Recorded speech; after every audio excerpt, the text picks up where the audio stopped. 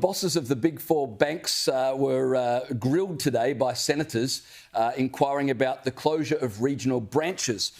They're inquiring as to whether they should mandate banks maintaining regional branches as a condition of having a licence to operate. The Financial Sector Union has said that around 1,600 branches have closed in the last 5 years, with a disproportionate number of those being in regional and rural areas. Now, the banks argue that, well, people aren't using the branches anymore, but they rig the numbers because they only count people who are depositing or withdrawing money. They don't count people who go into the branches to inquire about a loan or for identity purposes and things of that nature. Second, the banks claim that, well, it's very expensive to operate all these branches. In fact, the Commonwealth Bank boss said they spend about $1 billion a year operating all of their branches. He neglected to mention they made $10 billion profit last year. And Westpac gave evidence that they have closed branches despite the fact that they were profitable. So banking is an essential service. The banks are really going to take some convincing to keep regional and rural branches open. I would be supportive of the government saying, if you are going to operate, we're going to mandate you must provide 100%. Services to regional and rural areas. You've got to ask, are the banks following people to online banking, or are the banks forcing people online by continually closing branches? Yeah, and it's a quid pro quo equation here, because we have a very heavily regulated but also secured banking market in this country, because the federal government understands that if you end up,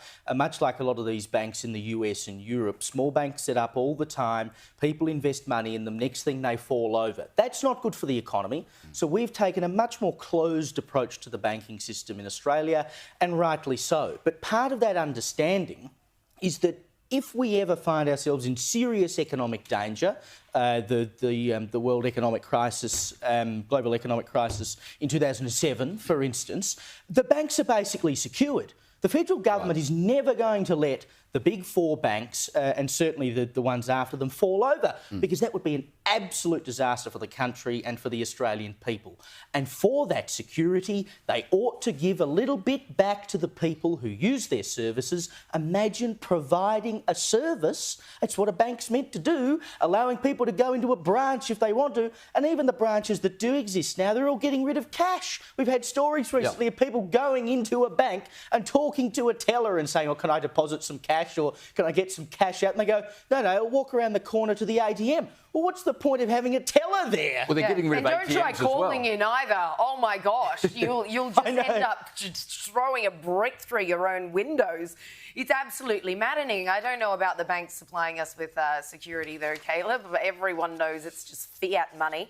But what I want to know is, what are we paying banking fees for? Because we all do, when you can't even get the basic service of walking in a door, asking a human being a question if you need to. And we know it's often the older generations who need to. I mean, we just had the Treasurer, the Federal Treasurer, come out some months ago being like, I'm getting rid of cheques. That's a big deal for some. Now we've got Macquarie Bank going, we're cashless by next year. OK, it's very clear to see who's running the agenda. And it's what suits them, it's what cuts back on their costs and makes them happy. They couldn't care less about us.